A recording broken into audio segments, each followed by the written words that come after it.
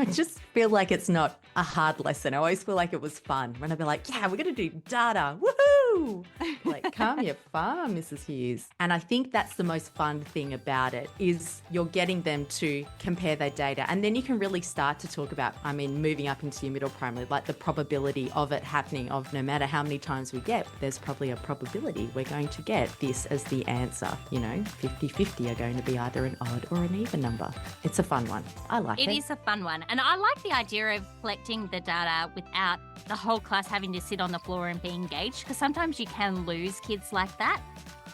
Welcome to Rainbow Skies for Teachers, the go-to show dedicated to teachers who want to make a big difference in education. Whether you're in your first few years or well into your teaching career, we are here to inspire, support, and empower you with bite-sized tips, simple strategies, and the motivation to lead an education revolution, one classroom at a time. We're Ashley and Alicia from Rainbow Sky Creations, two Aussie teachers who love all things teaching and learning. We are here to help you thrive as you work toward making an impact in your students' lives while loving your life as a teacher. We are here to help you bring joy, simplicity, and creativity into your classroom on the daily, because there are rainbows ahead, my friend, and together we're unstoppable. Let's get into today's episode. Rainbow Sky Creations acknowledge the traditional owners of the land that we record this podcast on, the Dharawal and Whadjuk Noongar people. We pay our respects to their elders past and present and extend that respect to all Aboriginal and Torres Strait Islander cultures. Welcome to Rainbow Skies for Teachers. So glad you've stopped by. I'm Alicia. And I am Ash. And today we're going to talk about one of our most favourite things. And if you've been following along for a while, or if you listened to the podcast before, you will have heard us talking about it. What is it, Alicia?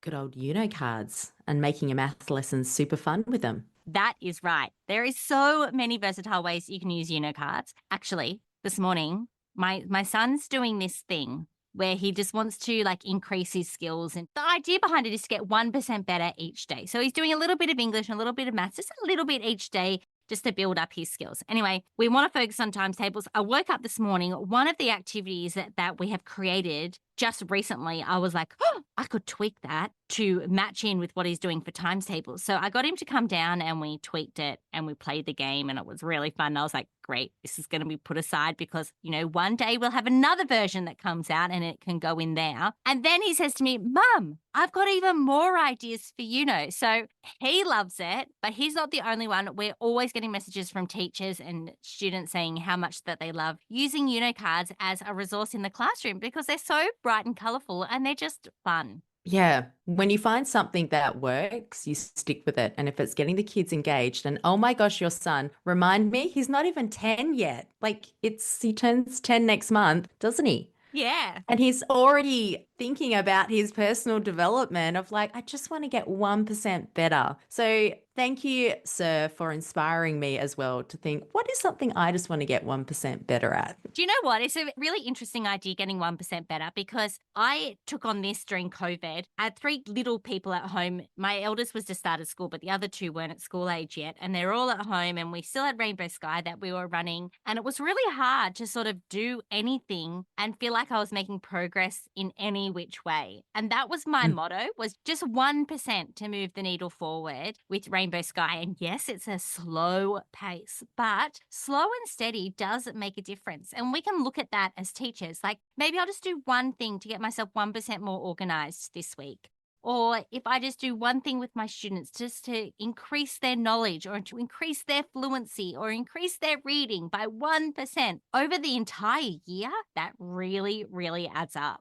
Yeah. And we are speaking to primary school teachers here where we teach a lot of subjects and sometimes the urge is to just be like, but I'm not doing great at this in science, or I'm not doing great at this in reading, or my writing's really struggling. But if you just focus on that one thing, and it might be just for the month, right? We're coming out of the month of June, you'll have holidays and our beautiful listeners in the Northern Hemisphere are on summer holidays. Just what's that one thing you want to just put as your focus moving into the next month or when you're back at school? And do that, just that one thing. And then you can go, all right, I'm onto that. It's become automated. My habits set in. I'm doing it great. What's my next thing? And maybe you just want a break. Maybe you want to have 2 weeks off and just flow. but then just that 1%. Look at us digressing. I know. I feel like it's a bit of a TED talk. Let's move into a TED talk around cards. That's it. And we've talked ample about cards and number, but we're going to go down a different concept. One that a lot of teachers go, "Oh, it's just a bit boring in my class," or "I don't want to make a big mess," because we're going to talk about measurement. And usually that involves getting out the jugs, Oh, the weighing scales. the water, the rice, all of the things. But there is another way to learn about measurement and to practice some of those skills. So before we give you some of these ideas, and we're going to break it down by age group. So you can just listen to the age group that you're teaching, or you can listen to all of them and think, oh, I could change that up for my grade 6s or whatever. Mm-hmm. Why do we love using cards, particularly for measurement? Well, look, think about it. They're familiar and fun. I've been playing with cards since a little kid. It was the first thing I would do in the morning with my dad. I'd wake up at the crack of dawn. He'd go, "Come to the couch. We're going to play a game of Uno." So I think there's many kids who have the same experience with Uno. They make differentiation really easy. And we're all about the catering for the needs of the learners in our class, and cards can help you with that. They allow for repetition without boredom, because do bored kids really want to learn? No, they No. want something to engage them. And cards, we guarantee, you'll even just pulling them out, you'll have the kids' eyeballs light up and be like, "What is Miss going to do with these?" And our favorite, they require minimal prep. Yes, Minimal teachers prep. are busy. Like, we don't have time to be sitting on our couch all weekend cutting out things, watching reality TV. Watch the reality TV and enjoy it without having to cut out a million pieces for your maths lesson. So all of the ideas we're going to share today require minimal prep. Like, we're talking, most of them are print and go pretty much. There might be a little bit of cutting, but not much at all. Yeah. Hit us with the first one, Ash. Okay, so we're going to talk about the first year of school, kindergarten ideas. So kindergarten prep foundation. The first one is about comparing and measuring length. So this activity is going to help your little learners build their early measurement skills using everyday objects. What they do is they flip over a card, and then they use a hands-on tool like blocks or paper clips or straws to create a line showing that number. So they pull over a 5 and then they get out their paper clips and put 5 together in a line and to see how long that is. Then they create another one. Then they're going to compare their two lines. So is it longer? Is it shorter? Which is the longest? Which is the shortest? This one is longer than. This one is shorter than. Just practicing that mathematical language. Yeah, and you can have it in partners or in groups of 3, and they all flip over a card and they all make something like, one does a 3, someone else does a 3, and someone does a 5, but they all choose different objects. And then they have a look, which one's shorter, which one's longer. So it's that real great use of mathematical language, like you're saying, Ash. Fun one. If you wanted to keep it more uniform, they could just use like the Unifix cube to make their length if you wanted everyone to have the same. But we know in the curriculum, it's about using different everyday objects and comparing them. And then if you wanted to take this activity into like a grade 1 or grade 2 level, they could then get out the ruler and measure the line that they created. They could create an informal measurement, but then also measure it using the formal measurement. So, fun right there. The next activity for kindergarten that you could also use for all of the grades is simple data collection and graphing. So we've got a template that you can use for this, but you don't need a template. The children turn over a card, whatever color it is, they graph it. So they pull over a red, put it down on their red, pull over a yellow, pull over a green, pull over a green, pull over a blue. They mark it down and they're creating themselves a little bar graph. You can have it on a template like what we've got to really scaffold it for your little learners. But as the kids get a bit older, then they might include the skip cards, the wild cards, odd and even cards. There's lots of different ways that you can create graphs and collect data using cards. Yeah, I love data activities. I just feel like it's not a hard lesson. I always feel like it was fun when I'd be like, yeah, we're going to do data. Woohoo! Like, calm your farm, Mrs. Hughes. One of my saddest memories at school as a student is in a data lesson. Oh, I'm sorry to hear that. We did the classic data lesson of what is everyone's eye color, and our teacher gave us a large eye to color in. Are you laughing because you know this story? No, I'm laughing because I think I also have a traumatic data story about eye color. Okay. Yeah, actually, I'm not surprised. You tell us your eye color in a minute. So we were coloring ours, and I was like, what color are my eyes? And everyone was using like their beautiful blues and brown crayons. And my teacher looked at me and said, they're grey. And I had to use my lead pencil to colour it in. And I actually don't think I've got grey eyes, just side note. No, you got blue eyes. Funny you should say that. I remember my year one class and we're all going up into the mirror to tell the teacher what color our eyes are. And my husband says I've got shark eyes because I went up and I went, I think my eyes are black. I can't see my pupils. She's like, oh, no, sweetie. They're just really dark brown eyes. And I was like, oh, great. But yeah, ever since then, since I met my husband, he's kind of calls me psycho shark eyes. Whoop, coming in for you. Eyes, I think that's a bit harsh. Alicia does have extremely dark brown eyes. And then I created two blue-eyed babes. I was like, love that recessive gene coming through on my side of the family. But yeah, isn't it funny how these little things stick? I think everyone will have a memorable memory from grade one that is probably not a positive. Yes. We've shared ours. If you want to share yours, please send us a DM on Instagram or send us an email. We would love to hear. Yeah, and we don't know with you. we don't know how brutal teachers were of teachers of the 80s and the 90s. Maybe those who have just started teaching and kids of the noughties maybe have a lot more I don't know, nurturing comments to share. Maybe they do. All right, let's move on to activities for grades 1 and 2. And we kind of put them in these age groups, grades 1 and 2, because sometimes you've got kids at different levels in your one classroom. So we wanted to make differentiation easy. Some of them are going to be a little bit harder. Some of them are going to be a little bit easier, but you can adapt them according to your student's age. All right, Alicia, let's go. So this one is tally up. So students flip 30 cards and categorize them into odd, even, or special cards. So in this one, you can leave in your skips and you can leave in your reverse and you change up the way they sort them for easy ways to differentiate. So like we talked before with those early years, you might have some students who are just sorting them by color, or you might have some who are sorting by numbers below 5, numbers above 5, or numbers I round up to 10, numbers I'd round down to 0.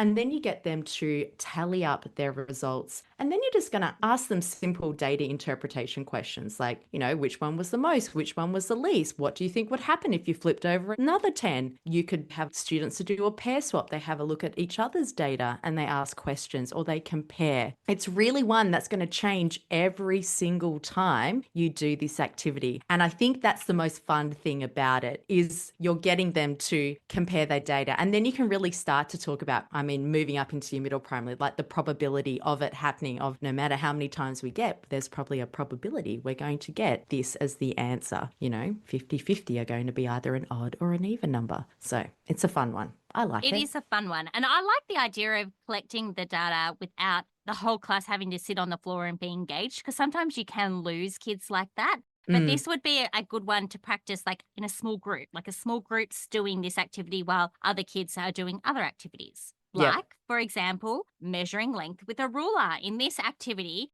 the students flip over a card, they get out their ruler and they have to measure that amount of centimeters or inches if you are one of our American friends and draw the line. Like we like to do this on a write and wipe sleeve and use a whiteboard marker, but the kids could just have a simple piece of paper or do it in their maths workbook and label it. So they pull over a 4, they draw a 4 centimeter line and label it. A 9 centimeter line. Alicia's having a brain explosion moment. Share your idea with us. I was just thinking, right, how then you're kind of like, this, the kids have done this activity a while. So then you could get it where you go, all right, you're going to do this 10 times. Then you have to add up the value of all your lengths. Ooh, then I've got a roll of string. I've got a meter ruler here. You have to measure out the whole length of your string. And then you got the students can time up and work out whose was the longest or put them up from shortest to longest, or what would happen if I only did it 5 times? Like, would I surpass my 10 lengths or whatever it might be?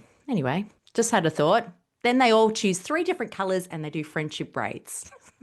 Friendship bracelets. I love it. Full circle. Yeah. There you go. Classroom community complete. Yes. So that was our ideas for grades 1 and 2. And now we're going to move on to a couple of ideas for grades 3 and 4. And the first one's a free one. We've got a free template to help you.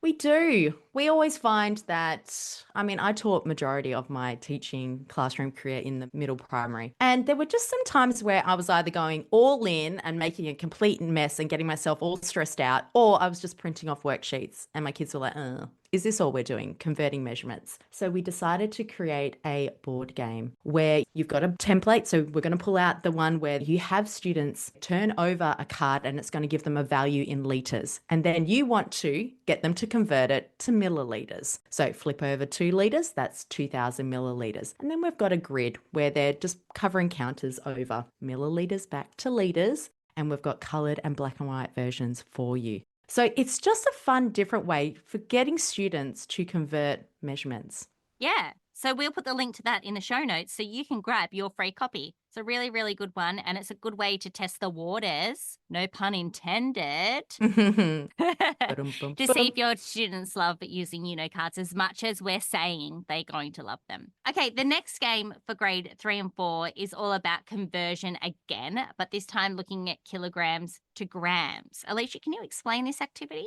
Yeah, so we've got this one catering for single digit or double digit. So let's do double digit. You're going to flip over. You're going to get a template. This one is for kilograms converting to grams. So they flip over 2 cards, a 5 and a 2, which means they get 52 kilograms. Then you want them to convert that to grams. So it's going to be 5,200 grams. So you can just have it where they're flipping over, they're recording it. But then we've also, in our packs, created a game version of this called Mission Convert. So no matter what conversion you're doing, whether it's weight, capacity, length, you can use this game template and add a bit of fun competition where the more complex it gets, they could be having to double the number they flip and then convert it. Or they might have to switch over their cards with their partner and changes the number that they're converting. It just adds a bit of a fun element when it comes to something I'm going to say is a little bit dry, converting measurements. Yeah, it is dry. The only other way, really, I've seen teachers do it is with a worksheet and getting out that hands-on element with the cards. Yes, they're still doing the same thing, but it's just so much more engaging. And we're all about trying to make it as simple as possible, where it's literally a template and then you've got the game board and then you just got the cards and you just keep the same game board, but you just flip the templates over. And look, once kids have played this game, they don't even probably need the template. They just go, mate, we're going to be converting kilograms to grams, and they're just flipping cards over. So the template is there as that scaffold for you and those instructions for your students too, if you're wanting them to have some form of independence and autonomy with their learning. Now, for our American friends, all of our resources, we do have them converted over to the imperial system too, if that's what you want to use. So it is a lot more tricky. And interestingly, we just discovered that in the Common Core standards, you do look at milliliters and liters, kilometers. Yeah, kilometers to meters or whatever it might be. Yes.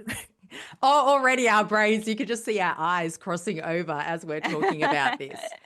Okay, so we haven't forgotten about our beautiful American friends who still use the imperial system. So Yeah. we got your booze. We do. Not as easy, but we have got you. Okay, let's move on to grades 5 and 6. We're going to continue on with conversion ideas, but talk about length conversions.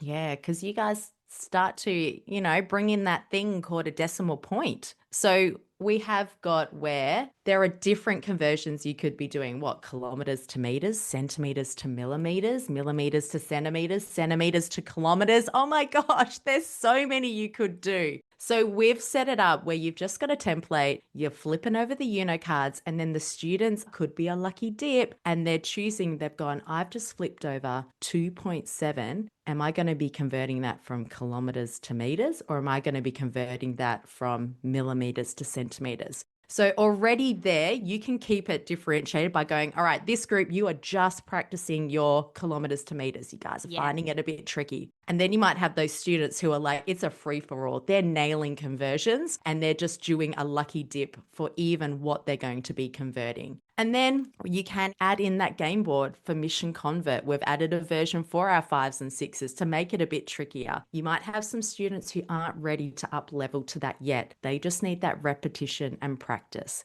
So even just those students who might be finding it tricky, just that process of having a pause, flipping cards over, reorganizing their minds, that's enough of a good pace for them to be practicing their converting numbers. While you've got those other students who are just powering through, right? So it really does cater for all students in your class. It sure does. So if you've got the gist of this now, we're very big on using cards for conversions, so grades 3 all the way up, because remember, as they get older, they need to use that decimal point, and that is your differentiator. And I think sometimes I used to love about measurement when you're converting. It's like, guys, it's just timesing by 10 or 100 or 1,000, or just dividing by 10, 100, and 1,000. I'd be like, isn't that just fun? It's so easy. Your decimal points just dancing across the screen. And you just got some kids who are like, yeah, wow, you made that really fun, miss. And then you've got those kids who are like, are you speaking English? I still don't know what you're talking about. Well, hopefully they won't be saying that after completing some of these games and just actually seeing it with their eyes and manipulating the numbers around. Yeah. So with those 5 6s, like we were saying, that other idea is you up level it with that mission convert, and where we have it where they're either doubling the number that they flip or they're swapping the numbers with their partner. And you might have some kids who are trying to stitch up each other and make it really tricky. So it allows for that high energy format. It's collaboration, strategic thinking, mental maths, and look, just some good old fashioned fun. Absolutely. Now, teachers, if you're listening to this and you're like, this is great, girls, but I'm time poor. How am I going to create these games? I want a visual. We can give you a visual because we've got all of these listed on our blog. So that will be in the show notes. So far, we've got the free game in our show notes. We'll put the link to these activities in the show notes. So it's got a blog post and it's got a visual for each of the activities. But we've also got print and go resources that are literally like you print them off and off you go. Yeah, templates ready to go. We love these activities because they are simple, highly effective, and guaranteed to engage the students in your class who are going to be like, Miss, when's maths? Can't wait for maths. Yeah, so we'll put those in the show notes. And until next time, there are rainbows ahead, my friend. And together, we're unstoppable.